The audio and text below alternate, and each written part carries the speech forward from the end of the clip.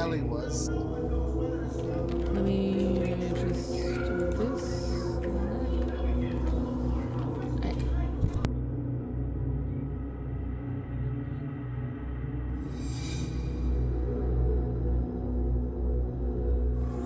So, really, this is what Kat was seeing.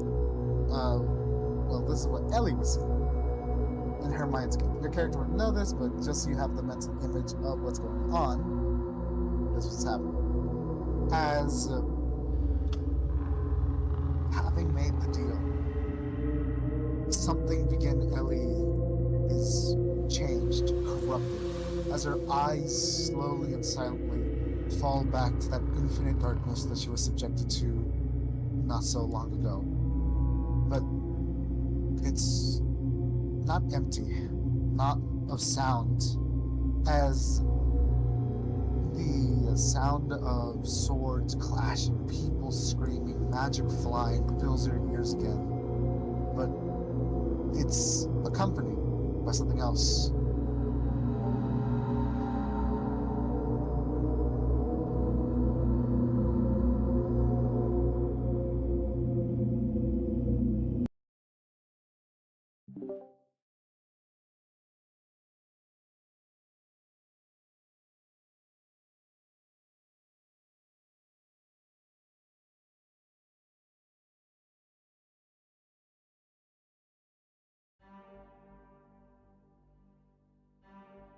I give it a second, it's loading on my end. Oh no, don't tell me it broke. No, it didn't. It should be fine.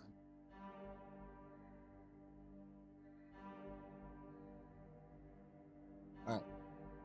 So, can you see your screen cap?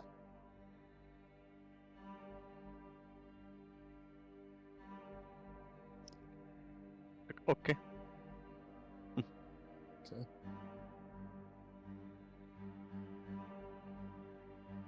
Why is everything doing?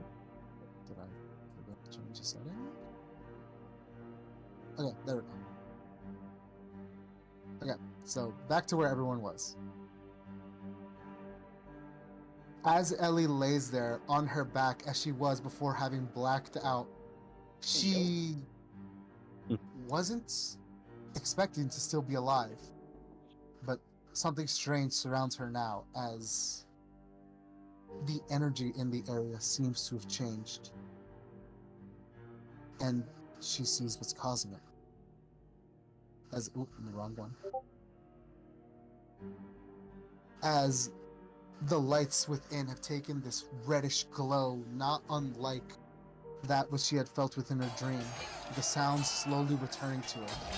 But now, the scythe that would have disconnected her head from the shoulders was stopped by the tail of a bone devil, and all around her she sits up and sees the fighting has escalated, but apparently to Firejolt's benefit, as several of the undead creatures that she had seen, and more that she hadn't, have seemingly popped up to face these invaders.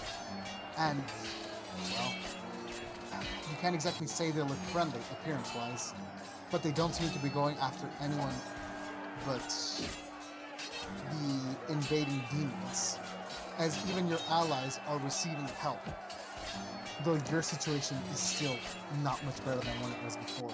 But you feel not stronger, but no longer in pain, as though your body responds to you, but the pain signal doesn't exactly reach as far as it should. You feel the numbness in moving your limbs, but there's an emptiness to it, as though something's missing, but right now you can't worry about that. As you stand back up and prepare to continue the fight. And now, Aurelia's fight is going to be there as well. However, with all this, you see before much more can happen, the fights continue, you guys keep moving on, you all take and it begins to die down. As both sides damage each other. And right before they're destroyed, with the weakened, demonized, or demonic creatures being present, the bone creatures run up at them and seemingly crash at them, their bodies restructuring to form these sort of cages or prison before being dragged down into the ground, disappearing without a sight, as several of the fights around are seemingly stopped as the creatures destroy themselves to take out these other creatures, leaving several still there, but obviously much weaker than they were before.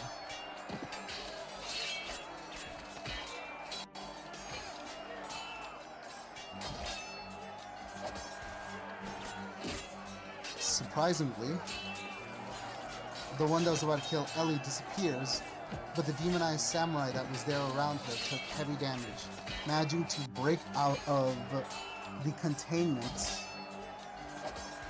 that was trying to destroy it, leaving it worse for wear, as more of the fighting dies down and down, as you two seem to be the last ones there, having been more weakened due to your past experiences, though Trevor seems to be struggling as he himself is not in that great a shape.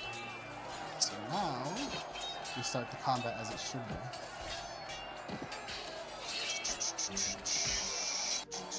Where is these creatures? Not for now, just you two and don't add them manually. I don't know why Dobby was added to combat. She's not here.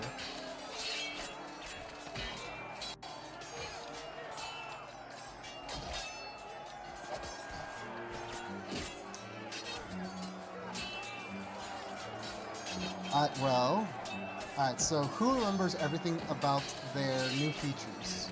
So I can add it and do it now.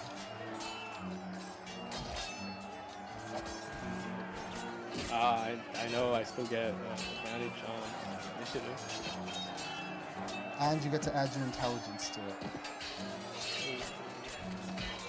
Same thing for you, Kit. You get advantage on initiative and you get to add your intelligence to your total roll. Alright. Or not your intelligence, your wisdom. So let me re-roll so you can get something higher. So yeah, so 31. You get 18 plus your intelligence, so that makes it a 25. Whereas Cat gets a 36. I was joking about the freaking 40 initiative, but you might actually have that in the future. Alright, you go first. The fight reinitiating. Shut up.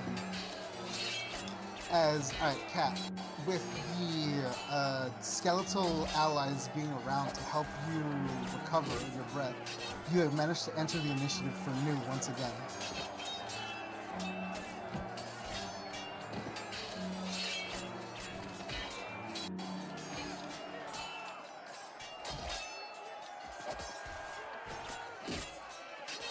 Alright, you can unmute and talk for like the short moments that it is your turn.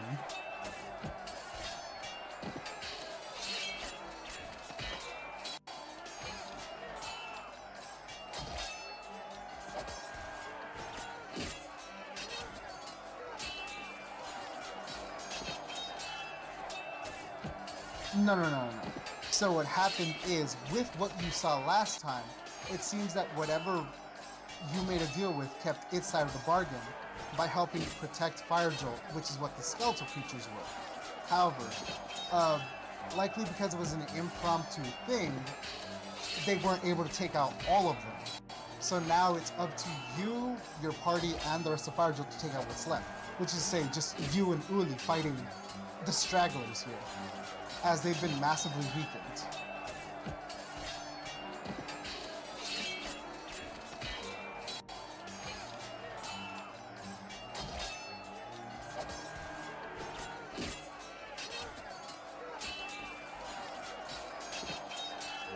Alright. Roll to hit.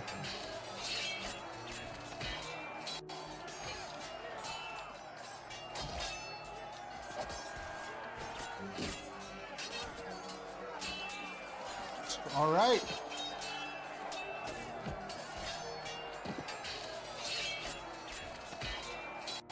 Alright, so your bow is still your bow is still electrically enhanced, and you do get the extra D8 from whatchamacallit? From what's the word I'm looking for?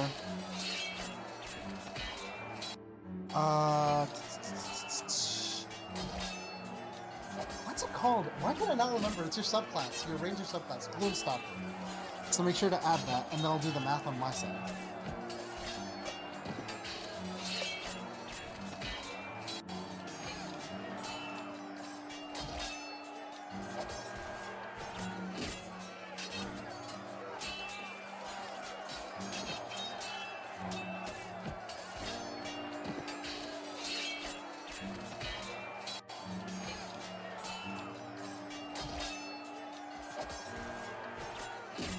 That.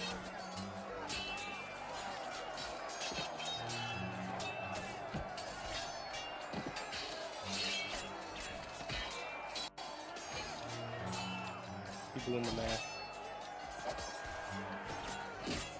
Well, she can just roll and I'll do the math on my side.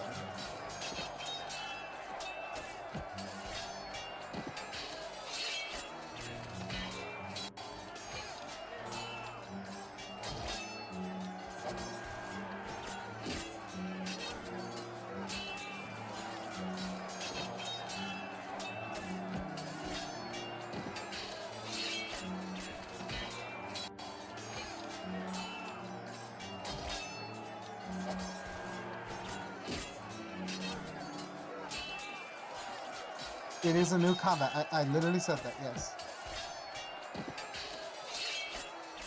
Does it even matter though? Because, well, okay, your new assassinate feature, yes, but normally assassinate wouldn't even matter because you got a crit. Yeah, you gonna kill it. The fact that it's been weakened, most definitely. Okay, two things also. You forgot to add your rogue level because of your new assassinate feature, homebrew, and because this is a demonic enemy, which is one of your new whatchamacallit, one of your new ranger features, you can also add your proficiency bonus. So that's an extra 12 damage.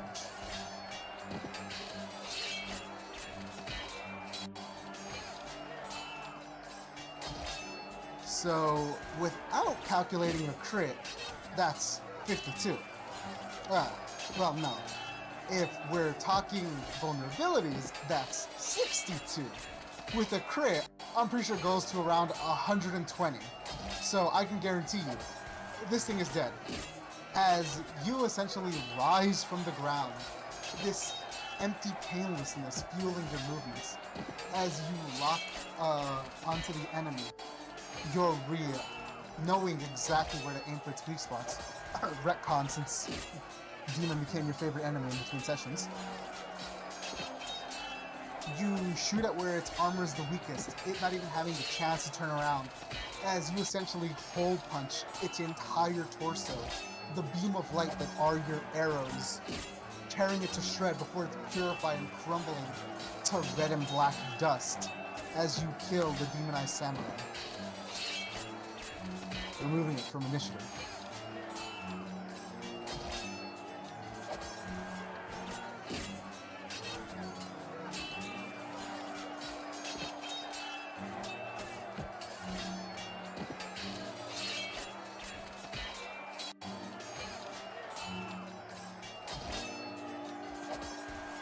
Right now, mid-combat? Really?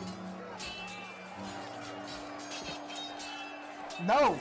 You just came back from what's essentially death, and you are in the middle of the fight to save people's lives. Save it for after. You gotta remember she's a gremlin, man. I'm charmed. Yeah, and she's gonna get assassinated like one.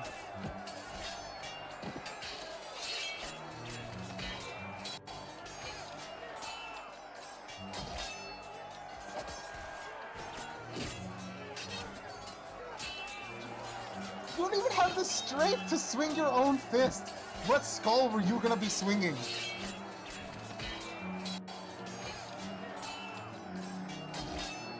No. What are you doing? You still have the rest of your attack action.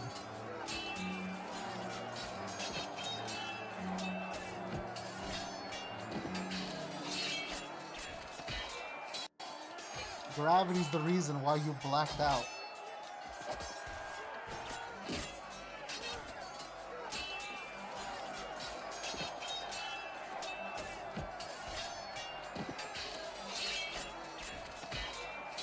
Alright. Roll to hit.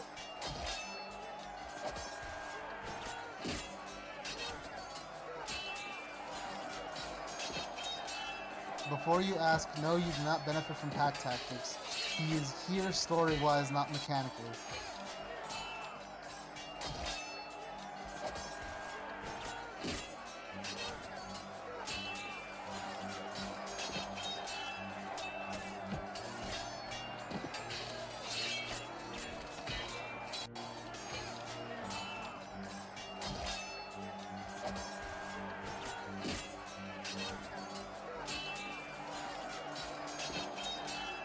That's using your bonus action to steady in. And as long as you have not moved throughout your entire turn, you can use your bonus action to sacrifice all your movement and give yourself advantage.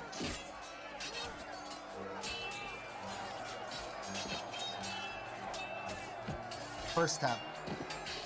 It's gonna be like all the way down though, because it's gonna be in your rogue features. Though you don't need to read it, I just told you what it is. As long as you haven't moved, you can use your bonus action to give yourself advantage for the next attack.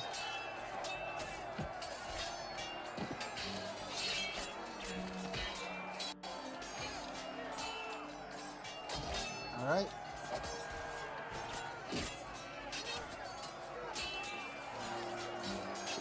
Cat, do you have sharpshooter? Actually, no. I know your character sheet like the back of my hand. You do not. So, because of the fact you're going to have to thread the needle to not hit anybody, like standing all in the way there, it has half cover. But with your 2-hit bonus, I don't think that's going to be an issue.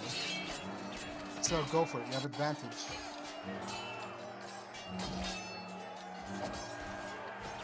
Alright, so you hit, and even with +2 to its AC from half cover, that is a soft crit.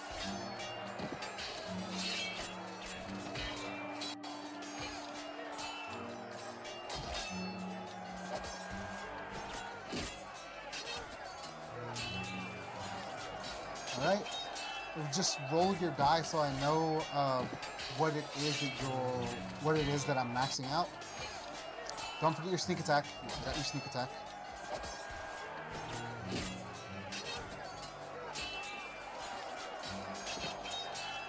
It's 46, by the way. And yes, sneak attack is triggered whenever you have advantage or something is standing within 5 feet. You just gave yourself advantage. Alright, so with that, the second d10 is the radiant damage, so that's 39 plus 16, so that's 49, 54. You deal 54 points of damage as the pumpkin turns away from being locked arm to scythe with Trevor as you shoot through a good chunk of its body, cratering it as the radiant bolt of light that is your arrow carves away at it, landing perfectly in between the alternate Adavia and Aurelia. As now the pumpkin creature takes takes notice of you, seeing you as a threat, as Trevor is barely strong enough to stand in the moment. And well, you quite literally almost got rid of it in a single shot, so. Alright, that hits. I did not deal max damage. I'm a dumbass. Give me a second. You deal an additional. What was the first clue? 8 to an additional 10 damage. Plus, don't forget to add your assassinate and your favorite enemy damage. Not adding it this time because you forgot, but next time remember. Well, granted, it doesn't apply anymore because this is the first attack. Whatever. Alright, that hits, by the way.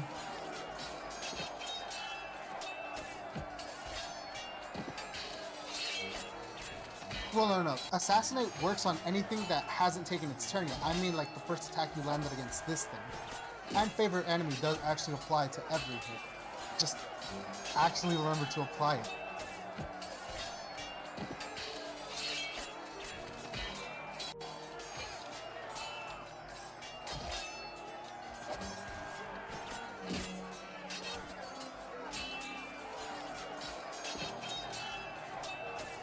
Yes.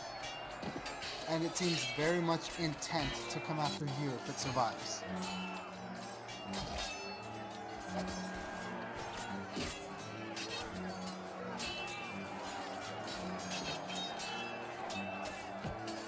Well, you hit, so roll damage.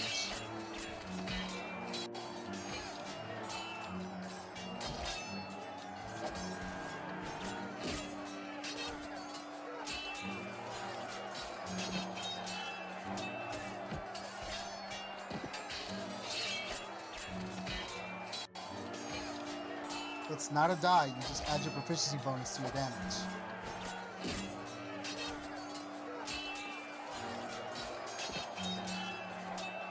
So your damage will be a plus 14 instead of a plus 9.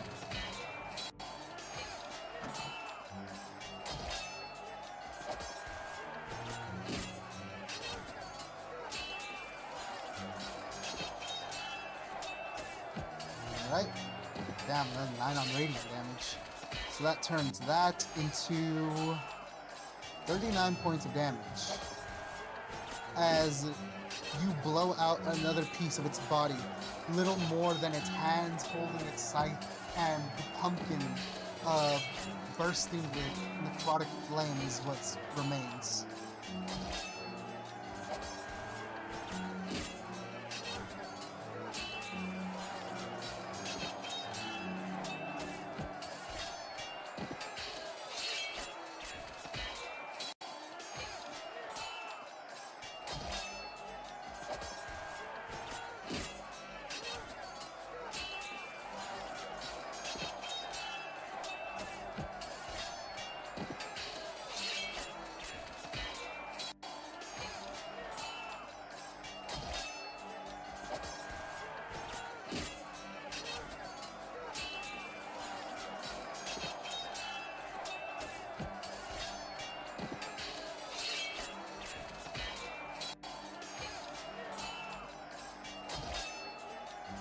Alright.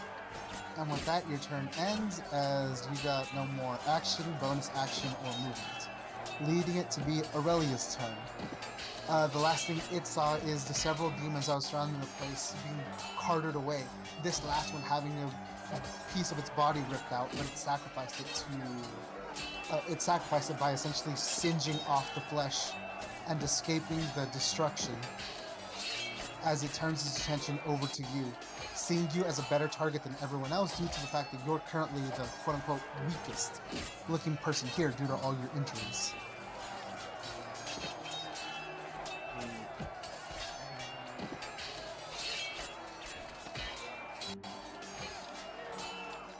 Intelligence save. Oh, let's see. Alright.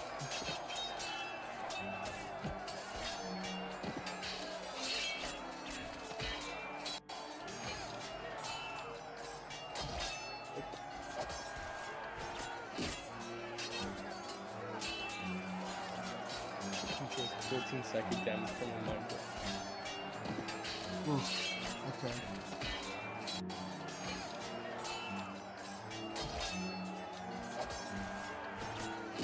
Mind read, does it make you choose to do something, or does it give you the incapacitated condition? Yeah, choose something. So no incapacitated condition. No incapacitated. Yeah. Alright.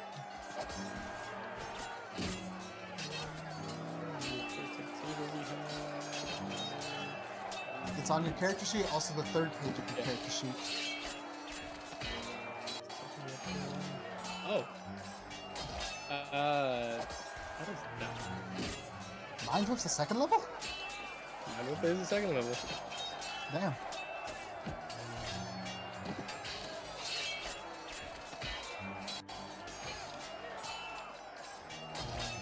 Also, like Cat, please remember to add your bonus damages because of your Right. Infinite It's Grimoire. only- Plus 2, 16. Hey, that too can make all the difference. It's part of the reason why Yeah. Cat's still alive. Alright, I'm gonna need you to make a Constitution saving throw. Alright.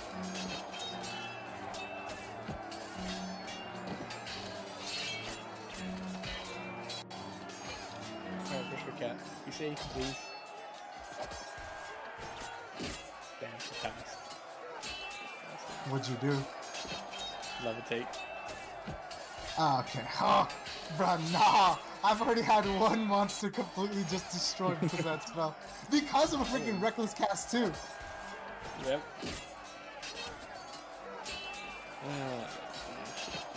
Alright,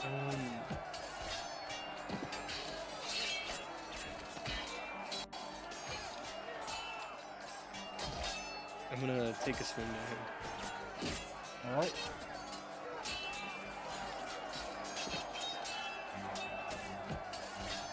Open up the sheet for that.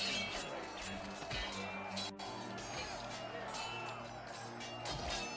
Well, it should still all be like in the same bottom tab. Yes, that hits.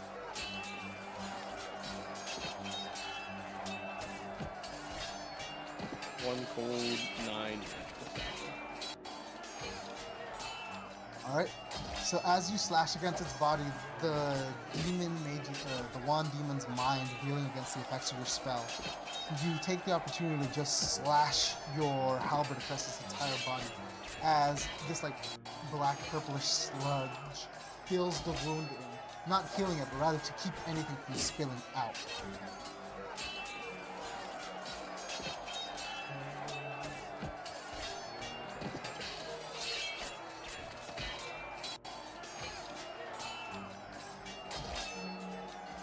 Alright.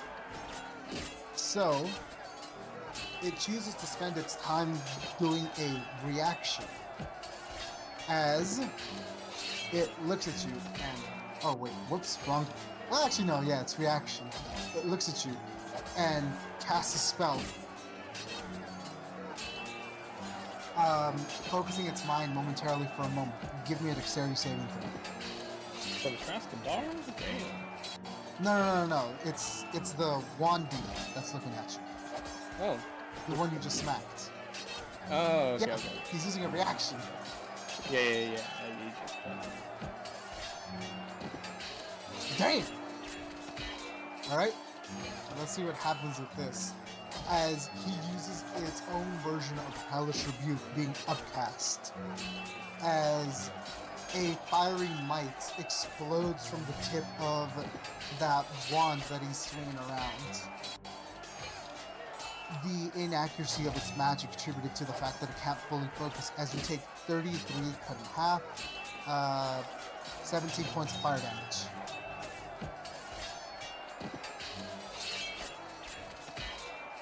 Then from here, the demonized pumpkin flies over to Ellie in a rage, the flames spewing and catching some of the other patrons in its wake as it swings down upon her, looking to finish what the other one started. As it brings up the scythe and misses its first attack.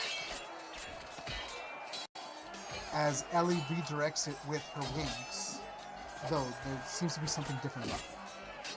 It once more brings up the scythe again, but this time, Ellie stops it with a bolt of light that is an arrow, having drawn it and using it as a shield, scorching the tip of the necrotic flame that makes up the scythe that it is wielding, as it now becomes the wand demon's turn. However, it already used... Oh, I misread the spell. It says it can't take a reaction until the end of its next turn. Okay. We're just gonna skip its turn then, and say that it forced itself forward, having done that. Alright, Cat, are you back? Alright, good. It is your turn. The pumpkin there standing before you.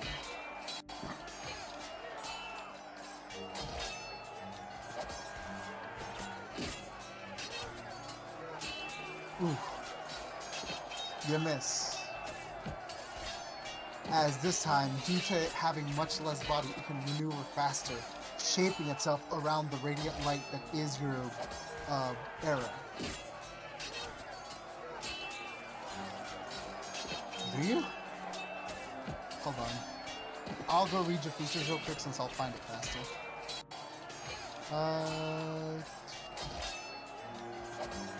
Yada, yada, yada. When you roll a 1 on an attack roll, ability check, or saving throw, you can re-roll the die. You must use yeah.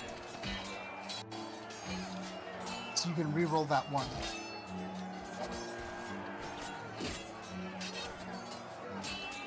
Good catch. I did not remember that.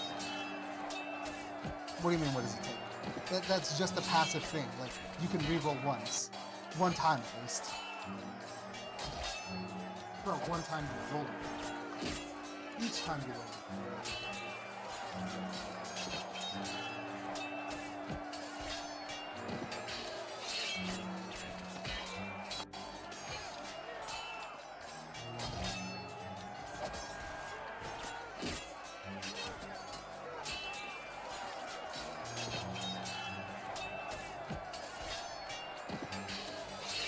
All right.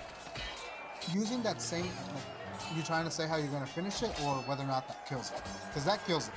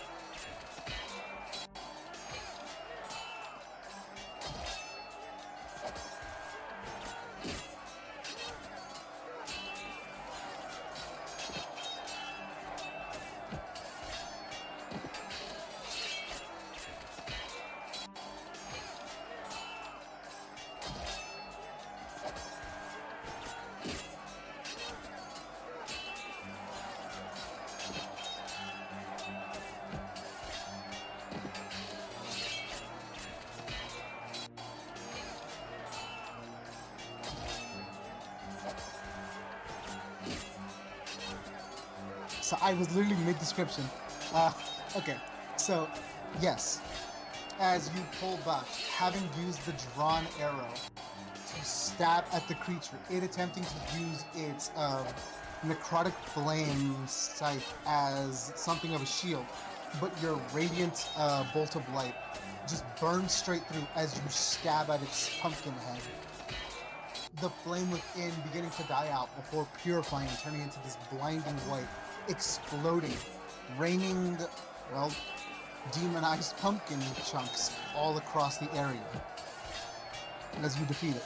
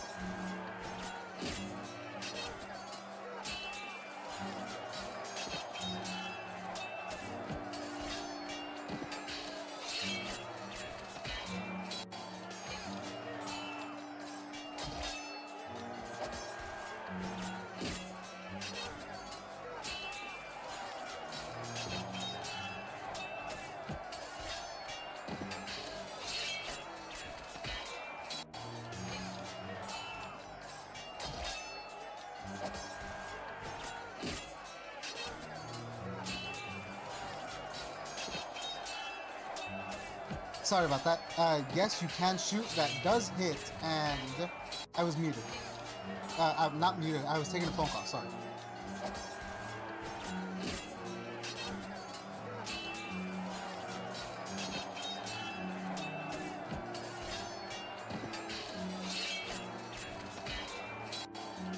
So yes, you do.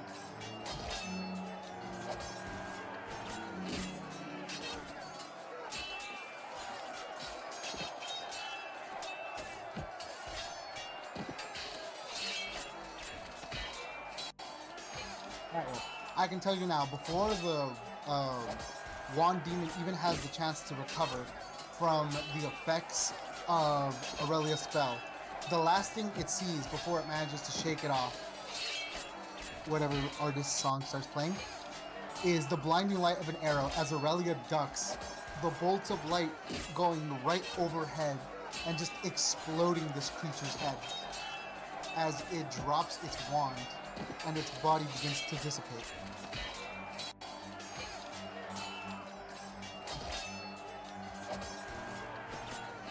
And that ends the combat as you have all defeated the remaining creatures. And things begin to be peaceful. But it's not over yet, as this red aura of light seems to be purged from the area.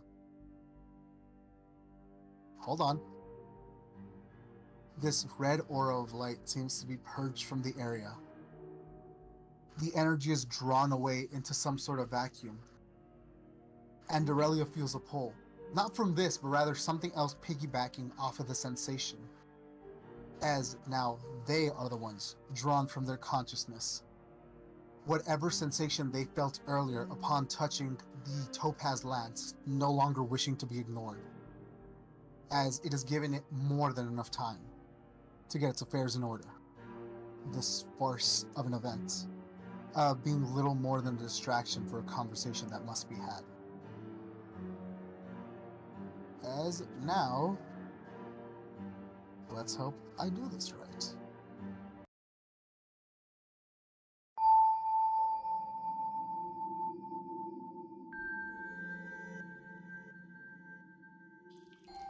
Alright, Cat, if you so kindly could, please make yourself invisible. Or, well, whatchamacallit, at least, what's it called? I can't remember the name for it. Transparent. Yes, thank you, that. Thank you. Yeah, let me be clear. Shut up. Alright. So, as you find yourself, your conscience being drawn away, you don't resist, or at least you don't try all too hard, because you have a feeling you know exactly what this is. As you open your eyes in this area once more and look all around you. Game crash. Keep going. And you realize this place is familiar. Well, in layout at least. But I killed myself here. well, technically not yourself. But you could have sworn that it wasn't this crowded. In all directions, there are dozens, possibly hundreds of all sorts of colors and elevations in this space. All these gems in every direction. It was somewhat like this the last time you came here, but nowhere near this full. Nowhere near this bright, colorful. And you begin to take a step forward, only to nearly stumble and hear a slight crunch and creak as you look down and see that there are at least two colors underfoot. Lovely. Even around your face, you have to swat away a few different gems that nearly float into you. You batting them away, sending them off into the infinite darkness that surrounds this area. Well, seeing as you're here, something must have drawn you in as last time.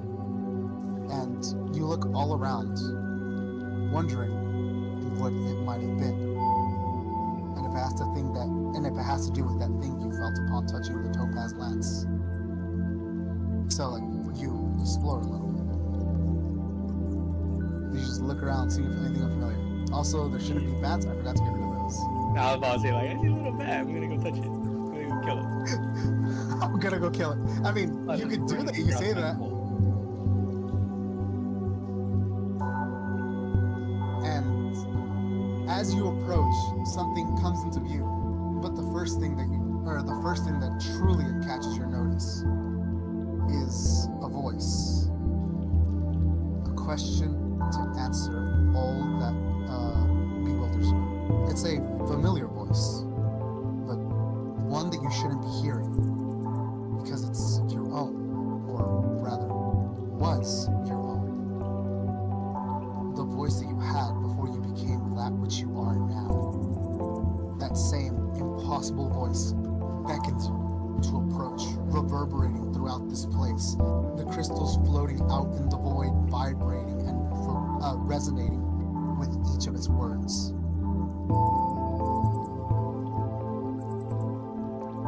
Like if you see, like the crystals are actually vibrating out in the darkness. Yeah, I see it. That was a hard effect to get. Hey man, looks good. I will say though, same issue as last time. You gotta make this a bridge or something. It's not a. I swear I fixed that. Hold on. Yeah, like I can't move it. Same issues last time. There you go. Just fixed There you it go. this last time. Alright. Yeah, it works. You walk forward, and with the strong winds and misty, foggy air obscuring your sight, it isn't until you draw closer that you realize what exactly this twisted sight that lay before you is. A gnarled, mangled form, not unlike that purple dragon from round 3, but this one was twisted, corrupted for a very different reason. It wasn't covered in scar tissues, but rather the very thing that kept it alive. The curse that allowed you to manifest, having swirled around its body, changed it into something completely different. From the form of that of a massive purple topaz dragon into this thing, a mutated, wingless shape with deformed claws and a bloated, diseased-looking tail. And once again, this horrid, disgusting-looking creature lowers its head and looks upon you. Greetings, myself. She was such a beautiful creature. I knew that if only one other would understand, it would be me.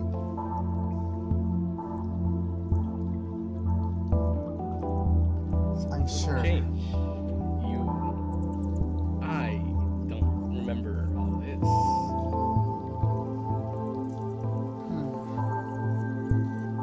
I would guess that we could attribute me to a second consciousness of sorts, born and inhabiting here, the deepest parts of your psyche. I am a being awoken within you from your contact with several topaz scale crusted weapons, a fragmentation born, nurtured from your anomalous existence within time and the strange circumstances by which your current existence can be attributed. It is our form as we were in the past. Yet, we are rotten, decayed here because of what we have undergone. And we remain powerful nonetheless. But this place, Our slaughter keeps fueling ourselves. Every time I pick up a piece, another piece of our dead kin. what better fuel for the perfection that we are? That which is fated to stand atop the apex of not only gem dragons, but all of gem kind.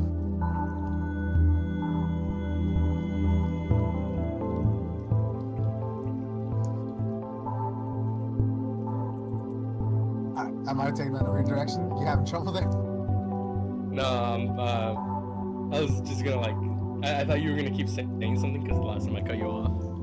No, go ahead. No, actually, I'll continue something. Of course, why just gems? Not dragons, of course. They're the reason why we were stuck in the first place. I'm glad to see that that, at least, has not changed, has not been corrupted by your surroundings. But I'm sure you realize that I don't call you here to ponder my existence. Rather, to determine whether yours deserves to continue.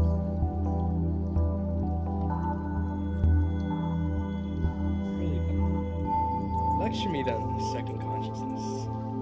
Where are my wrongdoings?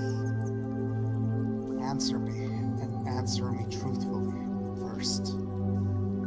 Are you letting your meaningless time with these lesser beings corrupt you? Change you from what you rightfully are? Look around. This is the deepest part of what makes you, what makes us. An endless set of tracks within darkness, meant to represent our infinity, our capacity to be everlasting and ever stronger. Yet ours is not the only presence that can be felt here, that can be seen here. It is filled with the thoughts and idlings of others, idiots, weaklings, and savants, and that sickens me. Us, we, should be the only things represented here. But that is not the case. This lifeless place is filled with a myriad of colors and emotions. And it's disgusting. Disgusting, yes. But you knew what was going to happen. You knew this was our only way out. There was no way we would ever reassume our form, our perfection like you are.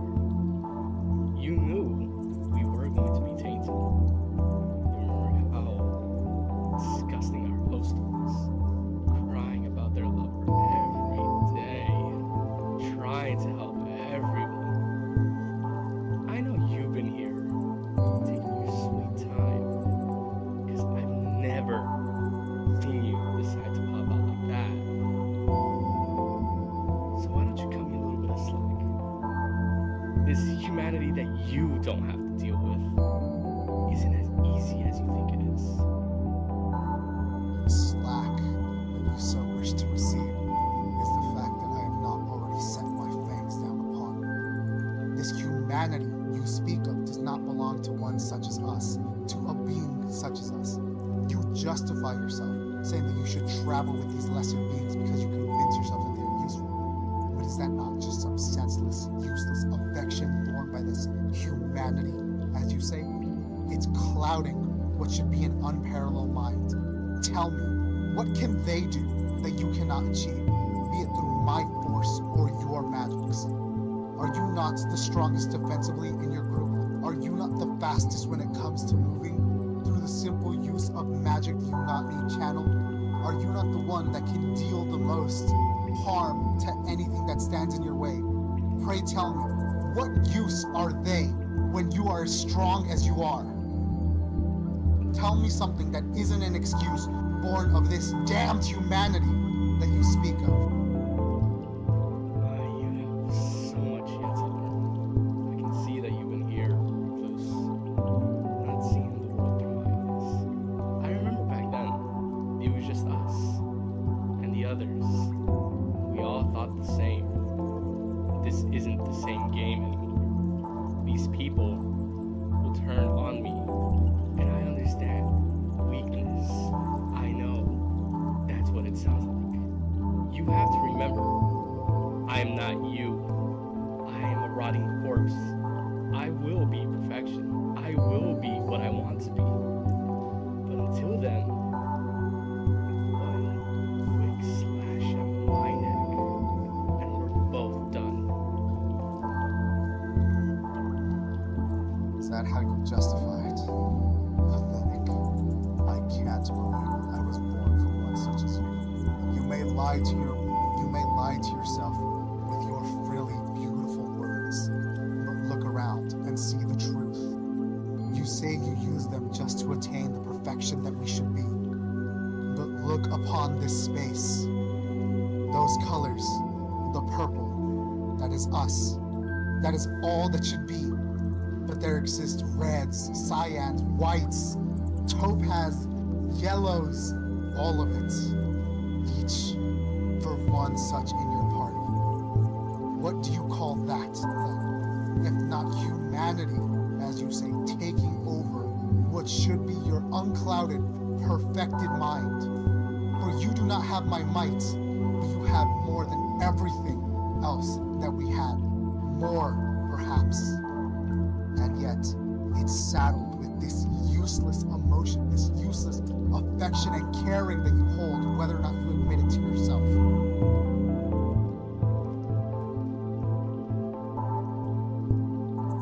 After hearing that, Aurelia trembles a little bit. Very slightly, so at the point where the dragon cannot see it, but it's like a nerve was struck. Give me a second. Shit. Take your time. Yeah.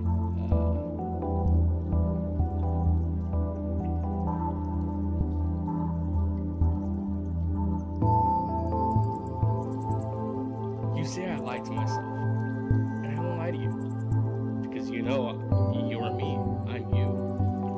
We're the same mind after. You know what I'm thinking, I know what you're thinking. Well, at least I hope I know what you're thinking. But of course I know what you are thinking. Weakness, humanity, all this talk of perfection. Believe me, I haven't forgotten it. It hasn't moved from my mind ever since we were free. Do you understand how much I had to go through in this lifeless, shriveling corpse full of such dread emotions that I've never felt before? Where were you in my time of aid? Where were you in my second mind to help me, to keep me on track? I was alone, starving, eating animals. I didn't have that life we did. Eating our kin, eating whatever we wanted. Having such a full appetite, full ripe mind to use at any time we wanted. I am stuck to the constraints of this body. I cannot cast our magic like we used to. I am limited to this. Why haven't you helped me? Why are you only here to judge if we share the same goal? Do not blame me for your lack of might. I have not existed at all times. I was not here, or rather, was not more than a nascent potential brought to fruition through the violence that you wrought and the arcane magic that you have wielded. Up until mere hours ago, upon contact with that topaz lance, my consciousness did not exist, but I was brought forth by the mere potency of its fervor. I am here now and have observed all that you have within my weakening. And I will not apologize, for that is not the being that we are. But I am here now, the might that you have lost, while you are there, the magic that I no longer wield. You ask for understanding, and there is only one choice that you have made that I understand. I see that beyond ourselves, the creature, no, the being, second most represented here, is that God. Sylvia was her name. That is the singular choice that I can understand. They are something worthy to stand at our side. They are a being. They are not lesser like these others that you shackle yourself with, that you take care of, that you wield upon your back, weighing you down from our goal. But the rest are unforgivable. That archer, Ellie, she is the one that's next most represented.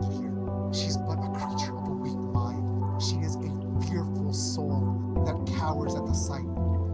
She does little more than playing with sticks of wood and string when you can do the same, if not greater, with arcane might this world has never seen. And what disgusts me most out of the connections that you built, what infuriates me, what you have done that tramples upon our pride, is your ever so slight, yet budding respect, acceptance for that human, a human of all things, Trevor. Why, in the back of your mind, which you refuse to acknowledge, is there anything but contempt for that man? We shouldn't be growing to tolerate them because they kowtow to us or they relent, thinking that they have the right to forgive us for what we've done. Even if we had attacked that Ellie girl on purpose, it is our right as what we are. But no, you forgave him. You even began to respect and like him, even if only as a tool, because he would put aside his notions against you for the greater good or the cohesion of the group. Whereas instead, we should be punishing him for thinking that he has the right to judge us, for not knowing, all of them, that their place is to kneel at our feet. Why are we rewarding them because they work with us when they should be punished for not serving us? Where is your pride as a mighty gem dragon? Riley's just gonna hold out hands. And that's why I'm out here and you're in here. You don't understand the line between serving and controlling. All you see is me showing them these little emotions, making you think that I respect them. They're less than the dirt I walk on. Every time we made a decision to keep someone alive, it's always been me. And don't lie to me. You've seen it. Sure, I give a little every now and then. But when you learn that you're not this beautiful, ferocious being in front of me, and you're instead this little wilting, weak, disgusting creature that I am, you understand. Thralls are not as easily won. And as much as it sickens me to say it, what they call themselves to be companions are more likely to throw their lives on the line for you. It's not like I haven't almost already caused something to happen. You remember what happened with Sylvia. Don't believe I haven't forgotten what my goal is. If that occurred, everything would have been great. It's just a reminder to them. Just a reminder that they need to be afraid of somebody. But until then, they have to think that I am with them, not above them.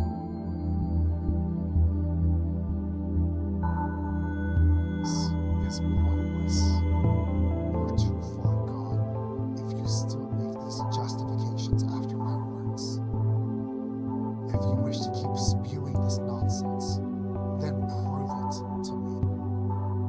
Prove to me that you are the one that deserves to be out there.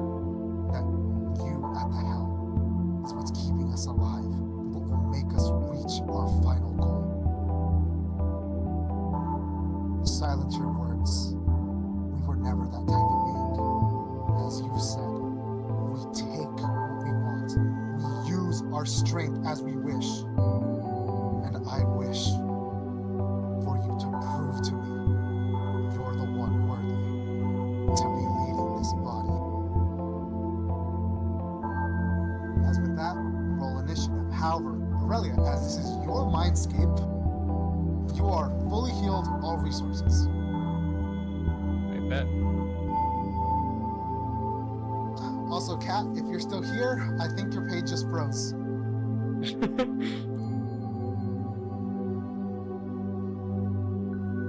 Alright, hope I gave a good enough characterization of what I imagine an arrogant gem dragon that doesn't know anything of humanity. You All did right. good. So you re-roll and add 7. So that's a 23.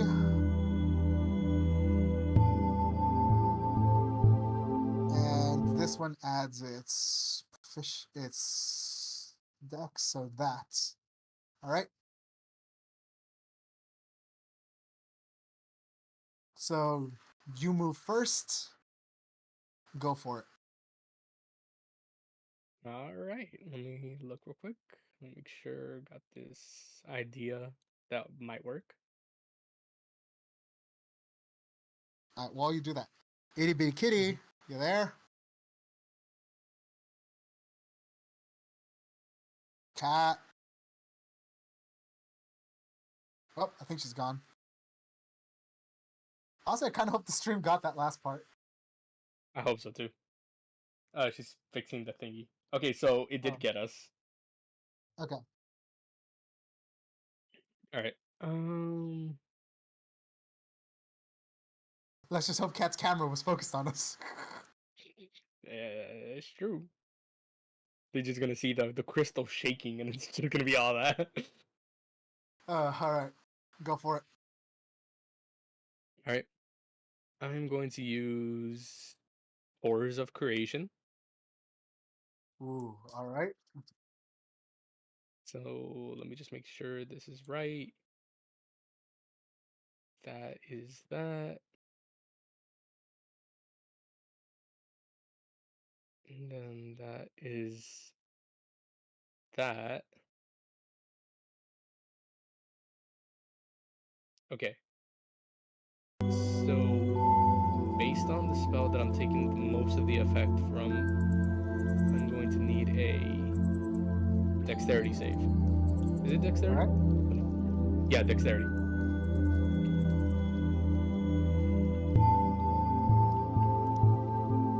What about So that's dexterity? gonna be. Let's see here. That's that.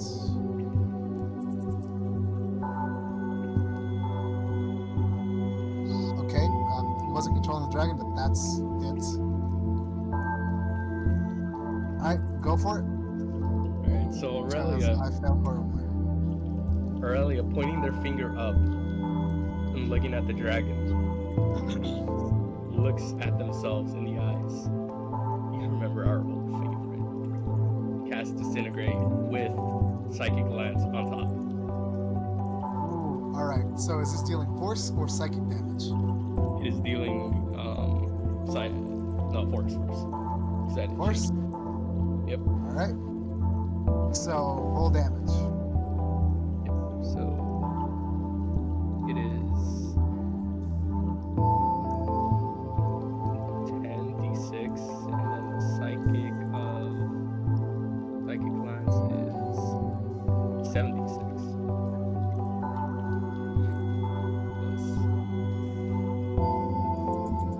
Remember to roll to see if you can save the lower spell slot.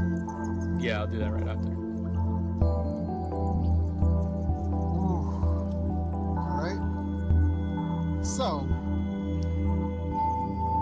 your spell's gonna hit, but this form, realizing that you might have had more of a point than it sees that even in this mindscape, its body is rotted and weakened. Not exactly what it was. It's strong, yes, like it said, but as you told it, and it didn't want to listen, it's essentially this tiny, pathetic, rotted thing compared to what it was in the past.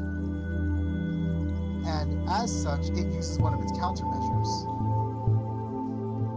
using a legendary resistance to essentially mold the mindscape around this place. However, because of the fact you use Horrors of Creation, I'm going to say you take the property of Psychic Lance's half damage on it, even if you pass the save. So it still takes, how much damage is that? 47 points of force damage as it busts through the area that it's, creates as a sort of shield and is knocked back on its ass. Parts of it just disintegrate from the sheer amount of force damage it just took. as it yells out this raspy noise, no longer using intelligible language, but rather expressing pain and then as you knock to the floor but stands back up, not wishing to show the indignity of pain.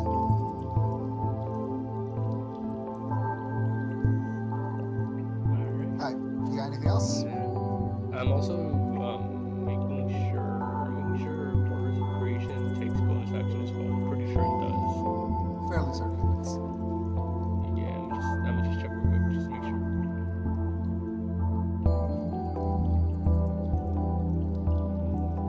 It's not there.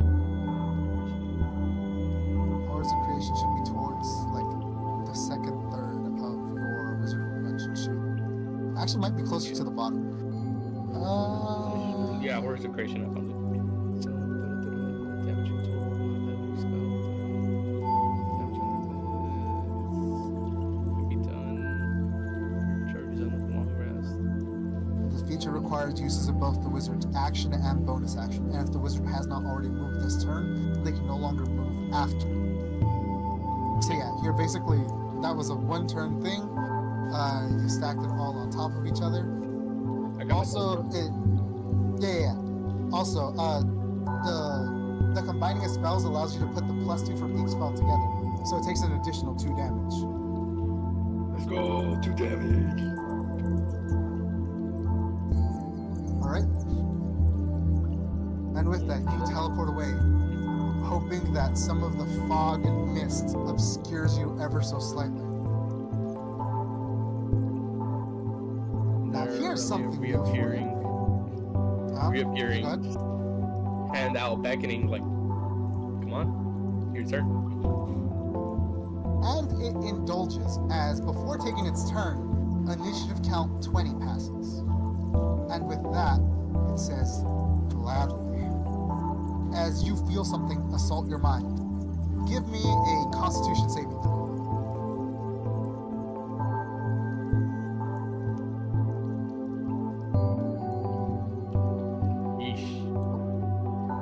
Alright, so the corrupted topaz dragon uses a layer action, which can be taken at every initiative count. Layer actions, because I don't think we've had those in my game yet, is essentially if a creature is very familiar with the space or the space is its domain, it can have special effects. And because of that, it uses the layer action negative energy infusion, which has been modified by yours truly. So on failing a DC 19 Constitution saving throw, you take my choice of necrotic or psychic damage. However, in addition to that, specifically because this thing has been ready to fight you if it determines you, well, unworthy to be the one at the helm of the mantle, you also lose a layer of resistance in both psychic and necrotic, but you cannot be made vulnerable. At most, you can be made neutral to those damages. So knowing that psychic is still more likely to succeed, it deals 46 psychic damage to you. As you feel its whispers, it uses its own it uses your own humanity to well up against you and say, "You're not worthy. I'll take the wheel. Be gone." As you feel doubt begin to fill your mind, something that you don't have, but it's being forced within you. As now the creature takes its turn, and it begins with breath weapon. I need a DC 19. Is it Constitution? Yep, DC 19 Constitution saving throw. Okay, Constitution. Yep.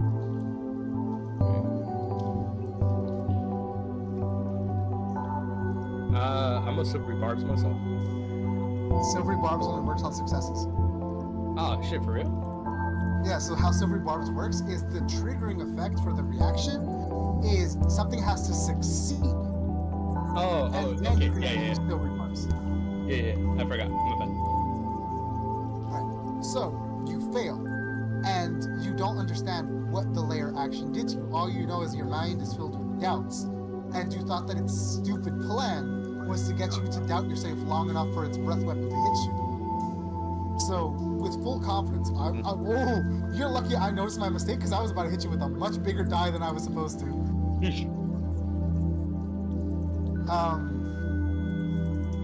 So you expect nothing to happen as you see and recognize this necrotic energy just flying towards you. But then you feel it, like this cold burning as it's flowing over you. Are you being affected by necrotic? And you realize that you intend of that necrotic. So you take 14 points of necrotic. Breathe, bro. As it follows up, attacking you with its massive body. These flowing wings of necrotic energy out where they normally should be. As it swoops down and goes for a bite attack.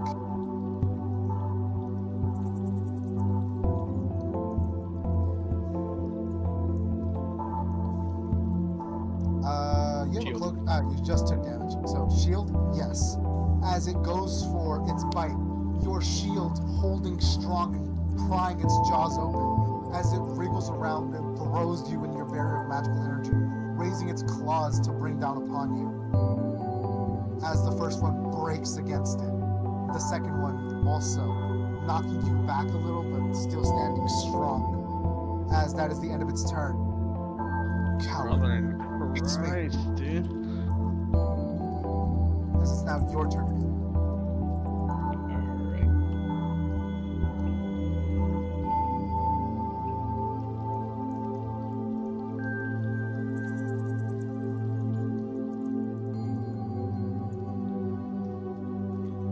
Alright.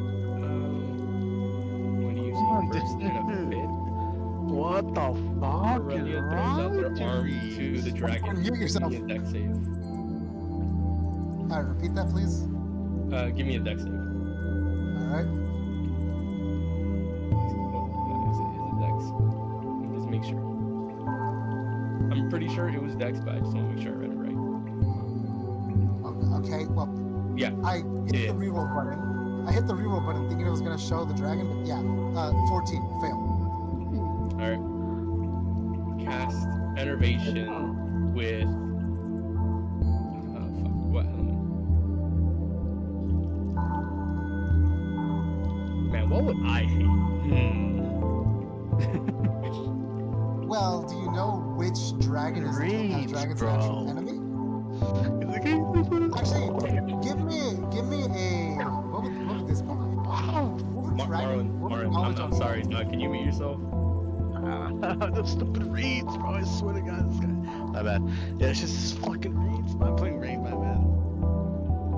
I'm telling you, this one off too. History check. I don't think that would be. Well, I mean, okay, I'll let it be a history check because you're looking through your own memories, as they're a bit fuzzy. But you think back, who were your main enemies as a topaz dragon? Nice. As you instantly remember, as time slows down, the corrupted topaz form about to barrel down upon you once more. As it comes to mind, those damnable blue dragons. They're the only thing that could naturally stand up against me. By the time I'm done, none will be left in existence. Now, if you happen to know what blue dragons deal, good luck with that. They deal lightning. Do you have lightning? Do I have lightning? I don't know. Yes, it's inbuilt into alchemical spellcasting. Okay, It's great, not one of great. the external ones built in. It's because I keep forgetting if I have lightning or thunder for some reason. Because I forget those I are think you have the both. of this game. Okay. There's like 13 different damage types, 10 if you're counting the ones that are only physical.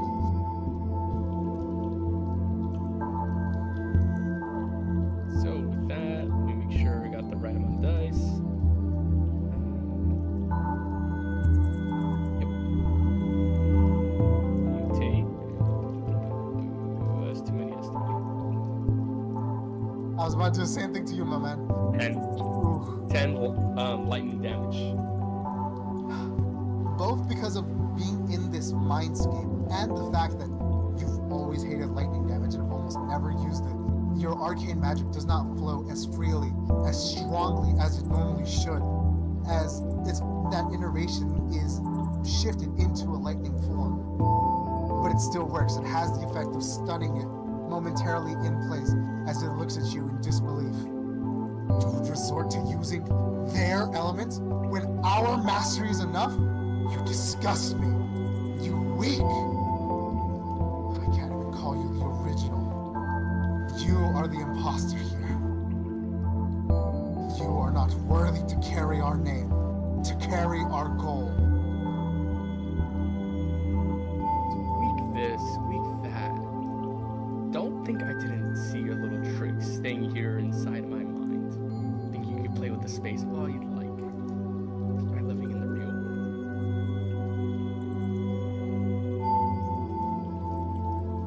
With that, I'm gonna teleport 15 feet over here to like this corner. Uh-huh. Then, hey. Okay, what is that? What level is innervation? Also remember, you can do the same level as innervation, one level higher, and if you want, you can pick something, but of the same level or lower. Up to 2 times right now. Yeah. So let me just check what I would have gotten. Ooh. And then the higher level? Nah. And then you said I could pick, right? You can pick from anything of the same level or lower, which can be done twice per long rest. Of the same level or lower, okay. Cast no extra spells. No, I'm just kidding. Nah, I honestly like what I got. Okay. Of the same level? Yeah, of the same level. Let me just tell you what you need to roll. Alright.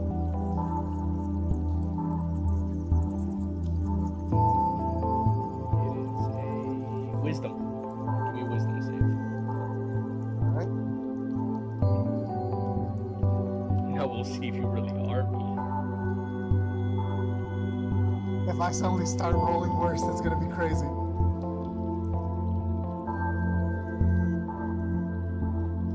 Oh, this really is you. That lightning not only stuns you, disgusts you, but it paralyzes you. Old monster. What'd you hold my? Oh, that's crazy. All right, 2 turns though. all right. Let me use my bonus action to start my gem flight. I will move all 30 feet in the air. All right. That ends your turn. Yeah. All right. Hold monsters at 5th level, right? Yeah. Perfect. As a layer action, the Topaz Dragon is not stupid. It's arrogant, but it's not stupid, and it knows that this is the worst case scenario for it. So it drops, well, rather than repeating the layer action that peeled back 1 layer of psychic and necrotic resistance, it uses its layer action, what's it called? Cancellation, not the Twitter kind, where the dragon can choose an active spell of 5th level or lower that it's aware of within its layer and end the spell. So essentially it casts Dispel Magic on itself against, it was going to do it against Enervation, but now Hold Person takes priority. So your Enervation stays up and your Hold Person is cancelled. Alright. As now it shakes off the magic, you feel yourself, the very area you're standing in smothers and crushes your magic. As it looks up upon you, once again sprouting its wings of necrotic energy as it flies up towards you, swatting you into the air, hoping to knock you into the abyss. By the way, let me roll a d6, see if it gets its breath weapon back.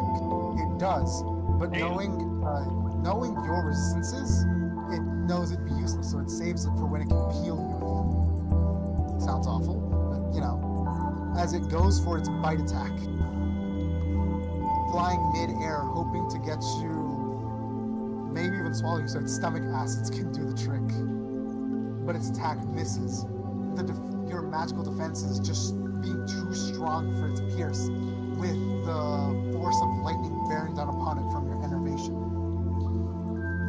As it swings its claws at you mid-air, but its body has yet to recover, flailing uselessly against you, as it's now in the air 30 feet up with you.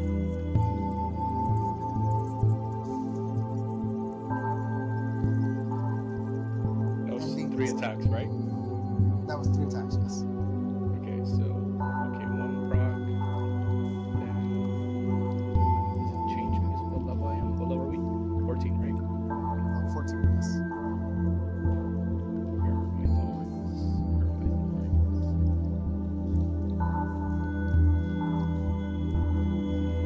thorns? So level. Ah, damn, level 15 it increases. Okay. What damage is That that? is 5 fire damage. Alright? As it approaches, it seems to believe that it can make another attack before your armor attacks on its own, turning into this searing hellfire that slashes across its body. The cuts aren't too deep, but the wounds sting very, very badly. Enough to give you breathing room to act on your own, as it is now your turn.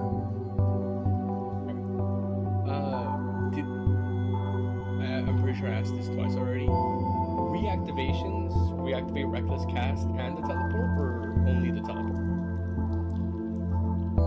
No. Reactivations activate Reckless Casting, but not the teleport, because it's not its own individual spell. Got it. Okay. No, the then- reactivation has to use a bonus action, whatever. And it's only at Yeah. half the level. I don't remember if I said rounded up or down. I'll check that. You do what you're gonna do. Alright.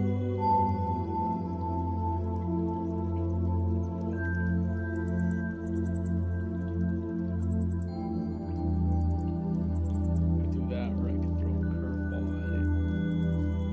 Which would be funnier. Let me just make sure that works that way, so that I don't fuck myself up.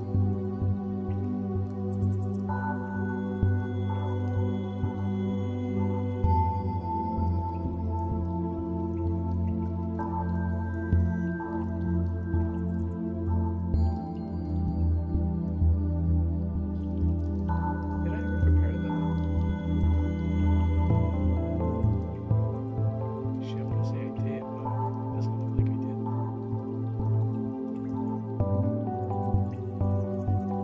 Oh, fuck, it doesn't look like I did.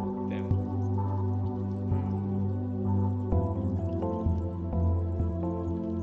Okay.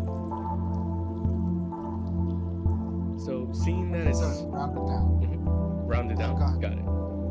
Seeing that the swings failed, Riley just smirks at them. You live here. This is your domain. How are you failing so badly? Before reactivating enervation. Alright. How much damage is that? Ooh, alright. I can't make a save again, right? Or do I make a save No. at the end of my turn? Let's see. Spell ends. We do until the spell the target must make and it doesn't. It's like Witch Bolt, so So you just keep recasting. I just keep recasting it. So as you do that, it being infuriated by your disrespectful, careless approach to it, you recast the spell as it charges you, dealing 36 points of damage.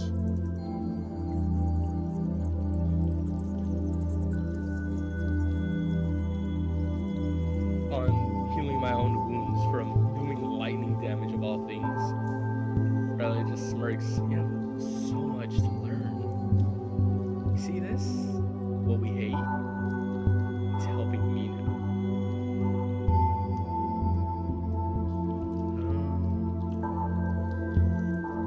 From there, I'm not gonna leave its range, but I'm gonna get like to its side here now.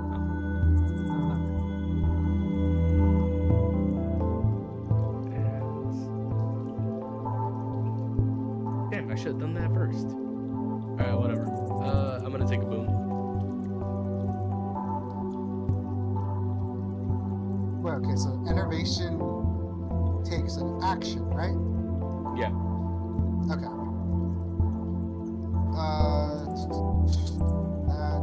That doesn't cost teleportation, so that's the end of your turn. Yeah.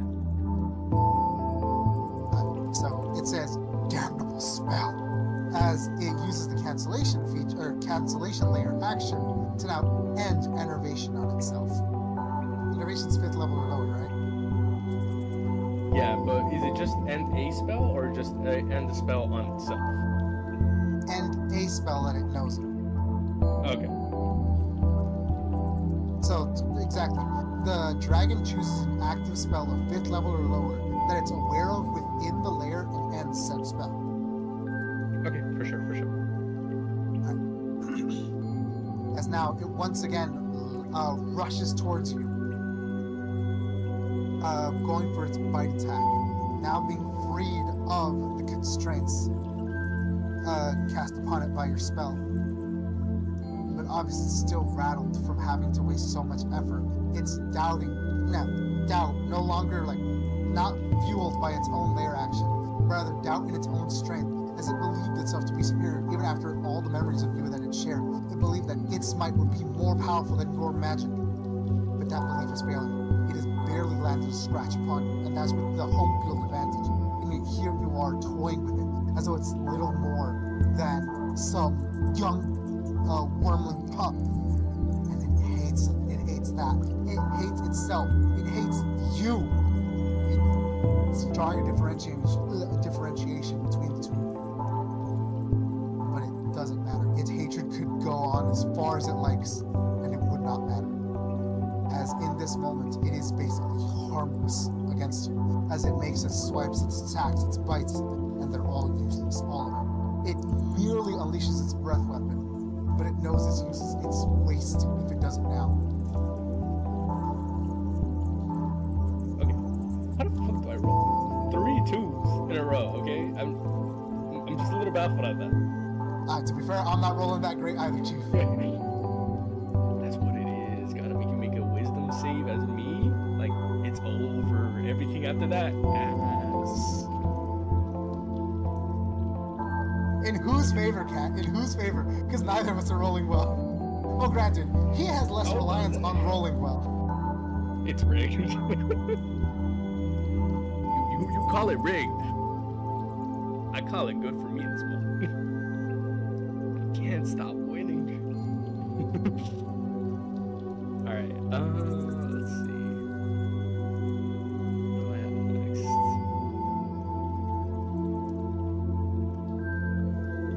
I'm just flipping my little book like, what can I do next to you?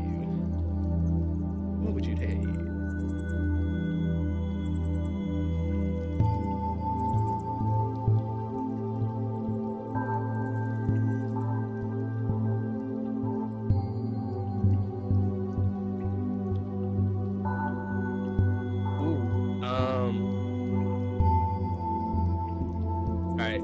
Out of character, flavoring wise, say I hit you with Rhyme's Binding Ice. Since we're in the air and you get quote unquote restrained, would you drop to the ground? That would make me fall, yes. Alright, give me a Constitution saving throw. Like, that's not flavor, that's just straight up. His ass can't flap his necrotic wings. He's falling.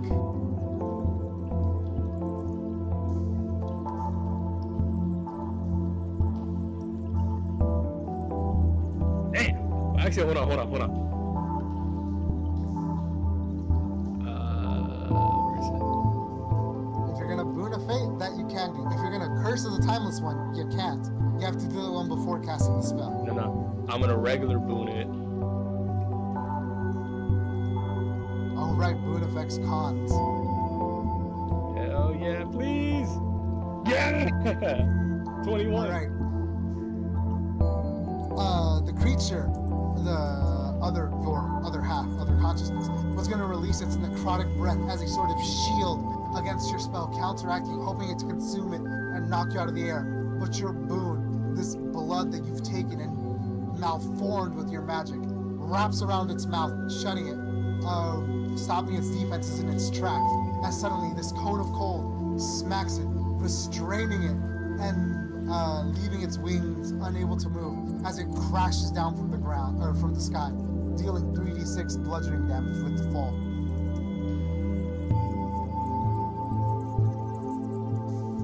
So what damage was that? Cold. So it takes 14 points of damage. Hey. Alright. That's the second time you rolled a 10 and a 6. Bro, I be my own biggest hater for real. I was about to say that. Literally, your ass is fucked. I think Reckless casting like 3 times already. On myself. Alright, so I rolled a 6. So I just want to see what I would get normally. But the second, that would be. Ooh.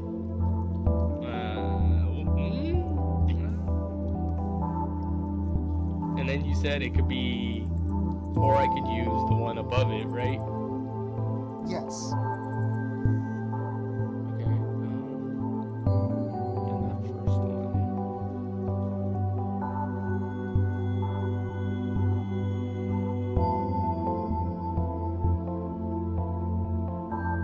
I'm gonna mindfuck this shit. All right. Pause. No Diddy. No Diddy. This is myself. No, not Ayo. Yayo. Damn, that would have been great. But I know what's gonna happen next. What'd you do? hope you stay. What's going on? What spell am I getting hit with? What save? No, you're not getting hit with anything. Don't worry. As all the dragon hears in an echo is, you beautiful thing. You have so much left to learn.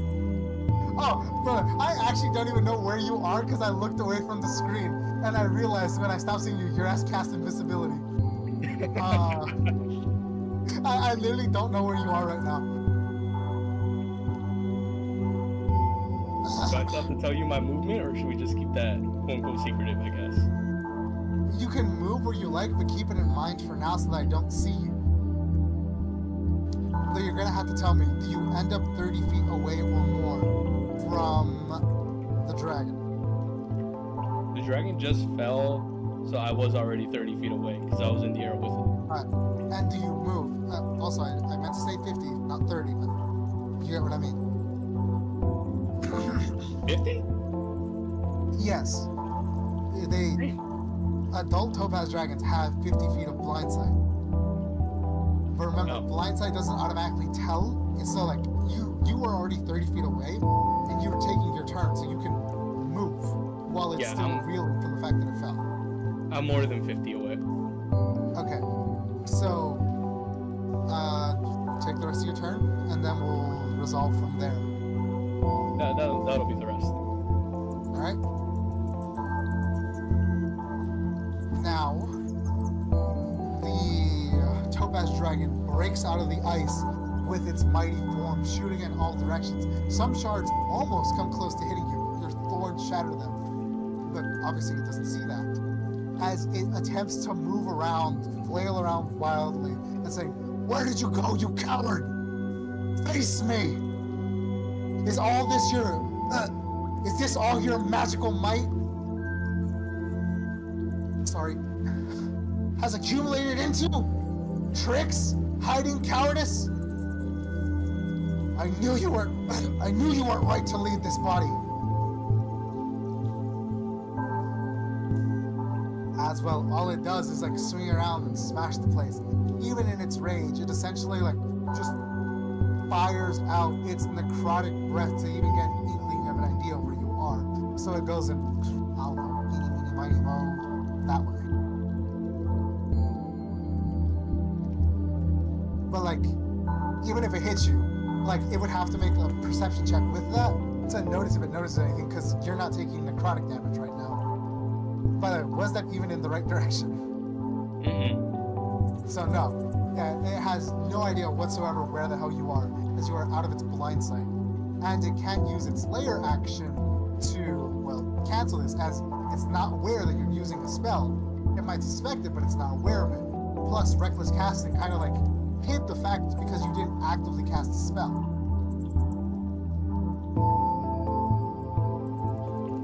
So,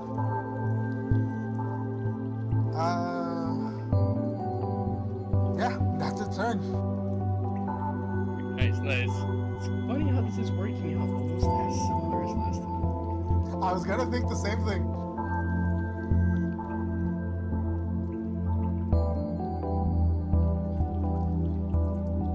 It's ironic, almost as though, well, you know, your inner track is quite literally cyclical of all things repeating themselves. You literally we cannot have scripted that. This place represents an everlasting repeating life. And the fight is going basically the exact same way.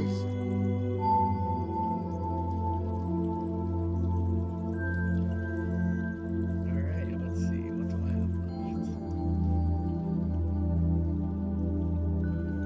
All those are a bit too dramatic right now. Don't need to do that. It's not a threat.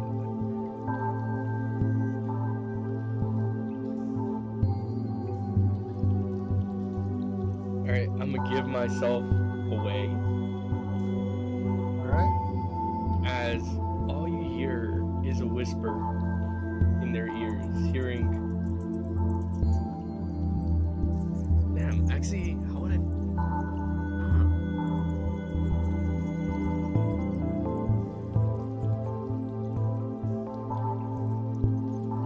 Damn.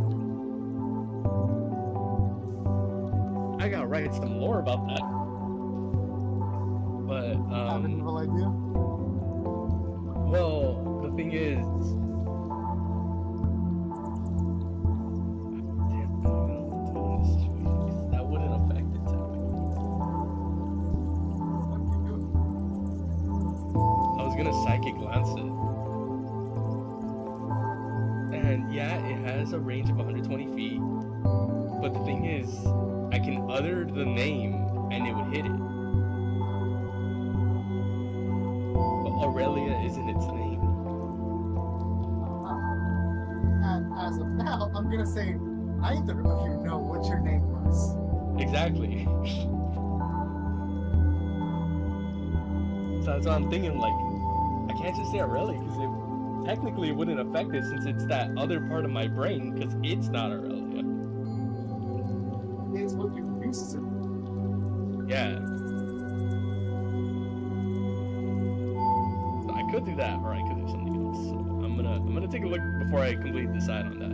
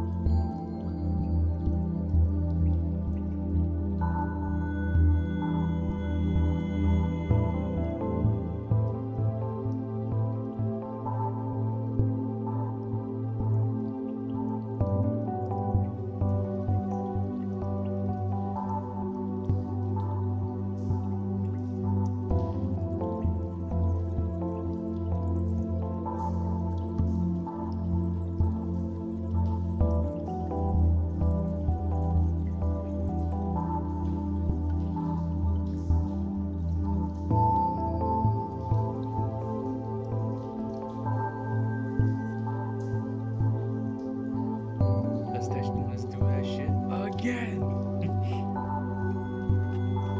What am I doing? Give me a Constitution saving throw. Alright.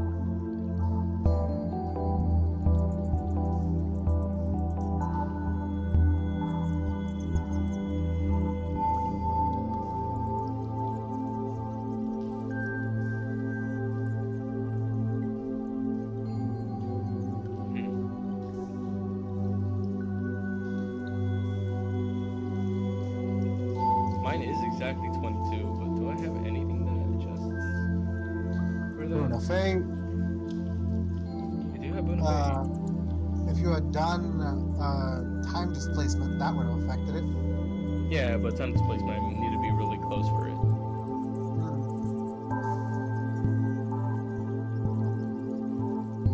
I'm wondering if there was anything that made my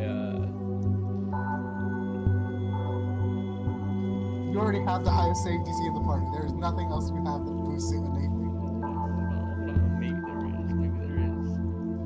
Alright, yeah, I'm a Boon of Fate it. Alright? So literally just any roll will undo it. Yeah. Alright, so it fails. It is certain. It knows that it succeeded. But you must have cheated. You must have.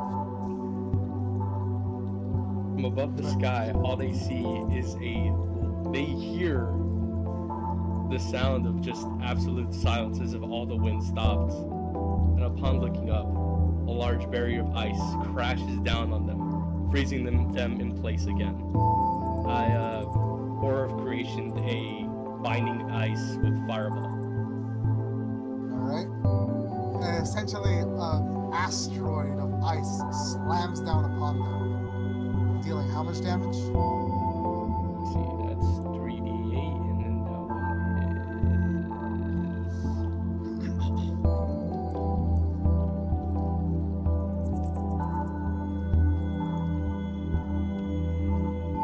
Alright?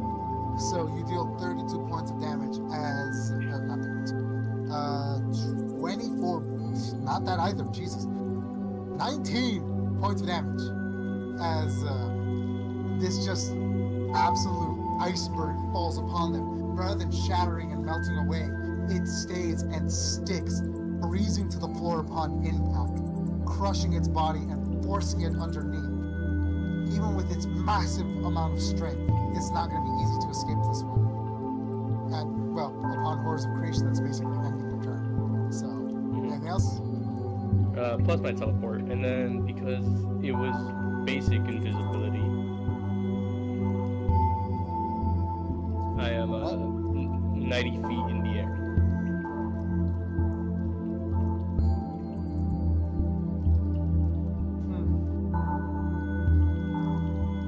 Alright. So, upon knowing where you are, before it starts its turn, it activates a layer action. Beguiling Whisper. The dragon telepathically whispers to one creature within range of its draconic telepathy, which you are. The creature must then succeed on a DC 19 Wisdom saving throw. Please make one for me. Or be charmed by the dragon until initiative count 20 on the next round. But it don't matter because I'm immune to charmed. And it didn't know that, as it was going to tell you to fall. And it feels you fall under the effects of your spell, of its, well, not spell, rather, magic, its effect.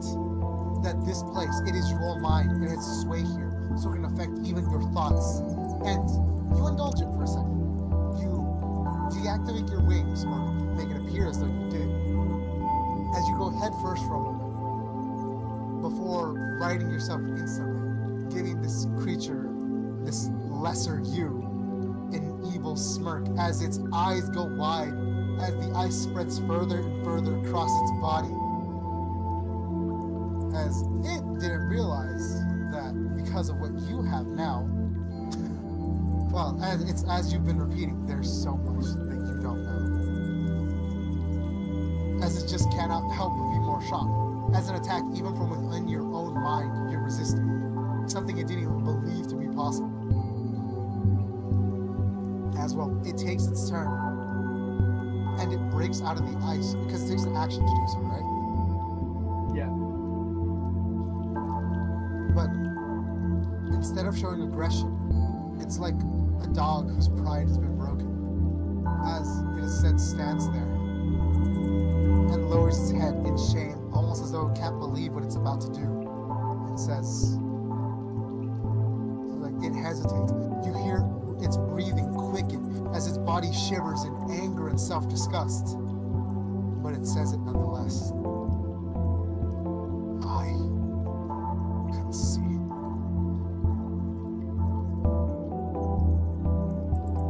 And it ends its turn there. Now, depending on what you do right now or not, combat is over. Well, depending on what I do, you say? That's up to you, Mr. Evil. Just remember, if you snuff this one out, it might not end like it did with Cassius. Alright, since it's giving up, can I ask how much health it has left? That depends on your intentions, good sir. But no, it has 67 health left. 67? Yeah. Would that kill that? No. Not unless you roll well, I imagine.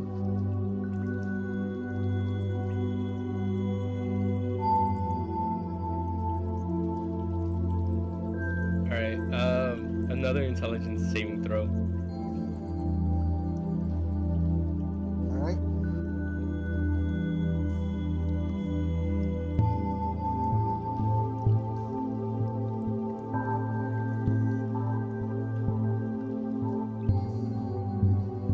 Broke his pride. Give me that shit. Disadvantage. Oh, never mind. I don't need that.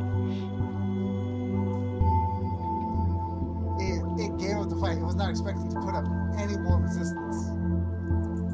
It believed you that you would, well, like, you know, let it go.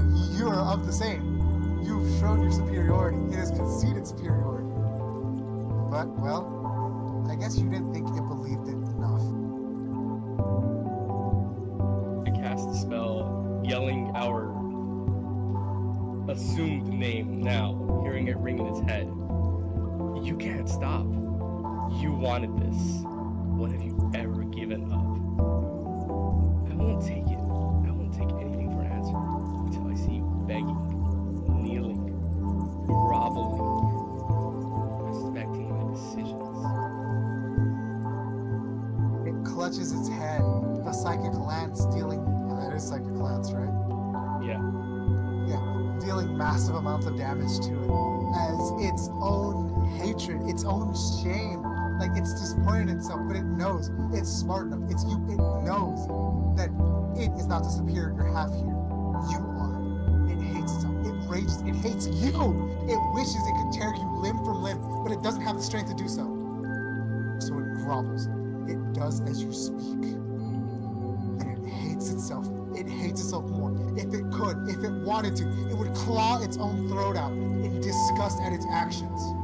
But it grovels, knowing that this will be for its plan. It will have its chance. It'll do something, anything. But in the moment, it gives up. It surrenders. It shatters its own pride and throws it to the wayside. It says, I concede. Spare me. I can still be of use.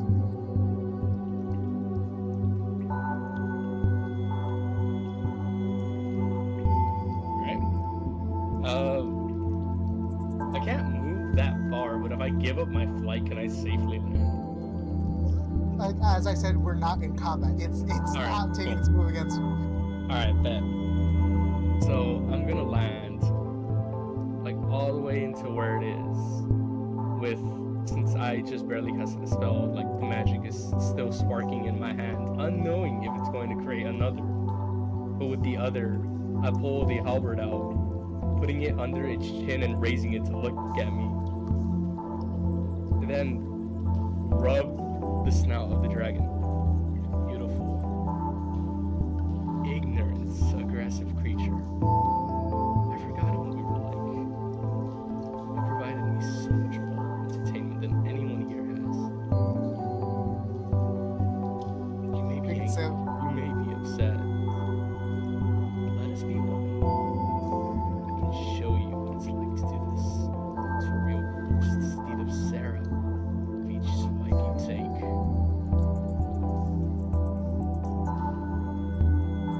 With that, combat ends, and my dumbass completely forgot the music because I was getting to it. I completely forgot the music I was supposed to activate because this was supposed to be what was playing as you talk to one another, and this one would have had you laughing, but this is what was supposed to play as you fought.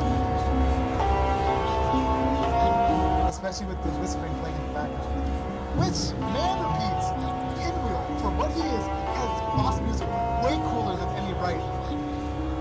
Oh no, for real. I was for a second like, what is this? I'm like, fuck yeah, it's Pinwheel. What the fuck? Yeah, no, I've always said it. For what Pinwheel is, its boss music is way too cool for it. But honestly, no, I like the Fortress of Lies. You know, this is Yeah. also Fortress of Lies of itself. Like, you know, it's lying to Yeah, itself. that's why it didn't feel jarring to me, because like it fits as well, because like this is, well, your own fortress, your mental fortress, not exactly of lies, but like of self-reflection of yourself. Mhm. But like, yeah, and then accepting that it was and always will be the challenger here. It's, well, it speaks in its own defense, saying what its use can be. I concede. You are the greater dragon. But do not forget yourself. Do not forget us. You have proven that what you have gone through, the experiences you allow yourself to feel, have made you stronger. But that may not always be the case. So I propose something to you. Use your magics. Bring me forth in your place, and use my physical might when your magic might fail you. Return us to the thing that we were, the being unparalleled in physical might and magic.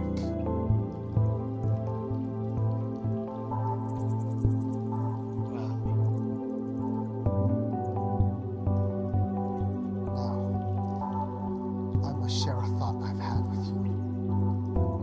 I theorize that should you find more weapons akin to that lance in your halberd, though I may be weaker outside than I currently am, I could grow to be of this same strength. Maybe even more so, possibly even exceeding what we were before. But you are the one at the helm. This shall be a mission for yourself, should you choose to grow our might in that capacity. Which is to say, you find more topaz weapons, this dragon gets stronger as your unique polymorph form. Because I was gonna have something for you, but it evolved with the idea of you giving yourself the unique topaz dragon polymorph form into now.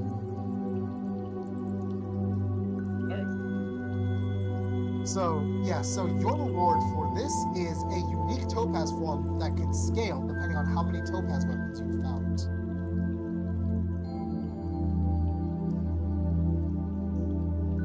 And that's it. As now, it's a mix of talking to you and whispering venom within your ear. As it says, now, with our combined mights, you've shown me what cannot be done by my brawn will be done by the arcane. I can accept that I do not know what it is that I do not know. That traveling alongside those things have made you grow more than I could have imagined. But there is one who I cannot accept. That damnable woman. That Elaine. And I know we share a mind. Not a single inkling of affection exists. Not a single bit of her corruption lies within this land. And if nothing else, on that, we are, always have been, and always will be, of one mind.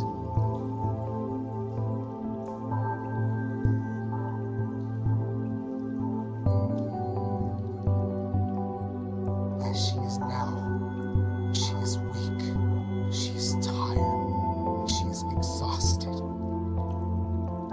But even I must admit, she's powerful. I will not say more so than us, but she is powerful. But you've shown a might I could not imagine. She is vulnerable at this time. She is weak at this time. We should capitalize, rally those peons around us, and bring her down.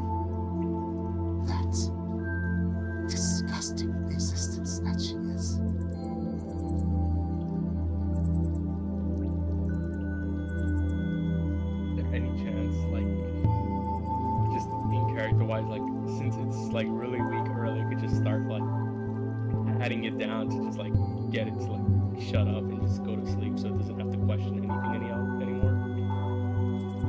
Essentially, you can. I'm gonna say like you don't. I don't think you have it prepared, but essentially, you indulge it, looking in the eyes, like showing either false or true happiness at seeing something else, like because your party doesn't seem to dislike Elaine, or at the very least not hate it to the same degree as you. So whether or not you choose to show real or fake happiness at the fact that this thing does is up to you.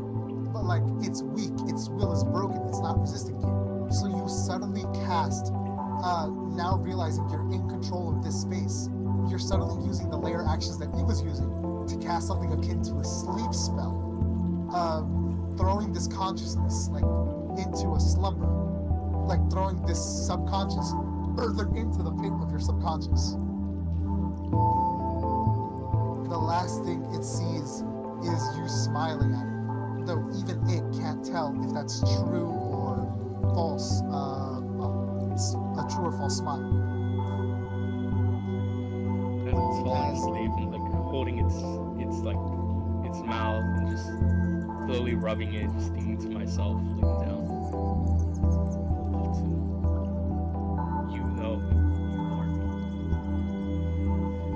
Can't do that. You have so much to learn. And frankly, I don't want to tell you. We'll do it. I promise. But you'll have to wait.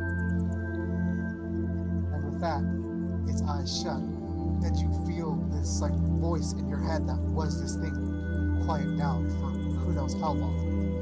As it is over, and with that, you return to like your consciousness is now released from your body, and no more than an instant passing within throughout the world where you originally were standing. As you are there in Fargel once again, your body feeling more stable, your emotions under your control, your magic not exactly refreshed as you're still tired and injured out here, but it's cleaner, as though now with mind, soul, and subconscious aligned. You're stronger. And you try it, just like with the little wisps of magic that you have, you attempt to do what Cinder does, Dragon Shift. And though it isn't anywhere near to the same size as her, to the same degree or power, your left hand becomes like that, well, Black Odo Garen paw before it shifts back, you not wanting to waste too much energy on holding it. And you smile, realizing that there's yet another tool within your arsenal. Before, like, the rest of your party comes to you, having momentarily noticed that you were blank-faced. As that is where we will end the session. Yep. In hopefully 2 hours, we shall continue it. Not 2 hours, tomorrow. I thought we were This was today's tonight. session. No. The reason why I said to do this right now is because I couldn't do it later tonight because I'm probably going to be driving home by that point. Right. I forgot you have to drive home. Yeah, and then tomorrow we will have the session, like the full one where hopefully we'll have more people, and the main story will continue. Unless, well, if Color shows up, then Color's gonna have his specific thing. And then the main story will continue. Because I think I've done everyone's main thing, except, well, Color, Cinder, and, I'm forgetting some, Marwyn. But Marwyn ain't even showing up to these sessions.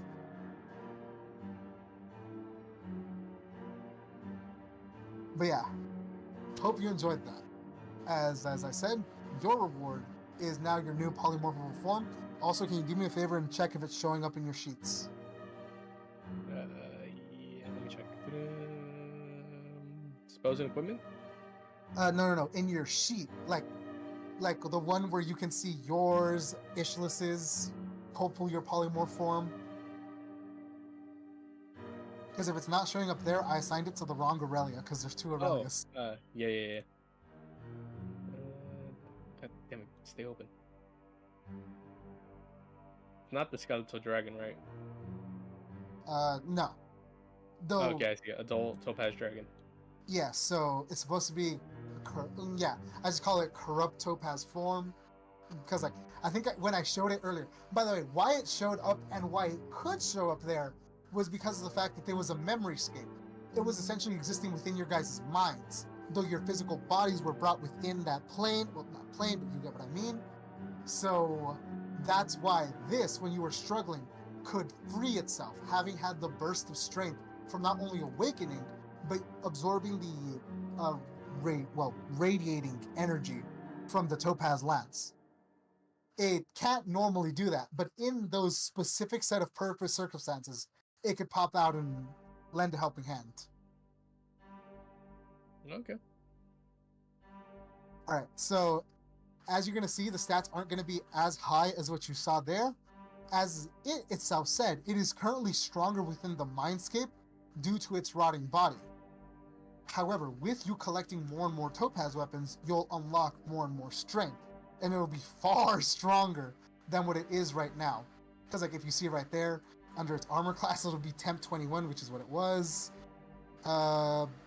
Its saving throws were all 3 higher than what they would be, and, well, you see the differences. Everything else works as normal, though. Mm-hmm.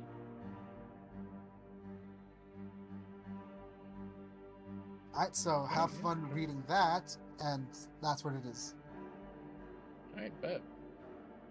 Remember, so whenever you use your unique polymorph, just bring that out, let me max out its health, and you've got that to work with. Alright, for sure. Now, the only thing I'm worrying about is that when people watch this, I don't know how I sound, and I'm just like, already thinking about it. That's I how think I this feel all tone the of time. voice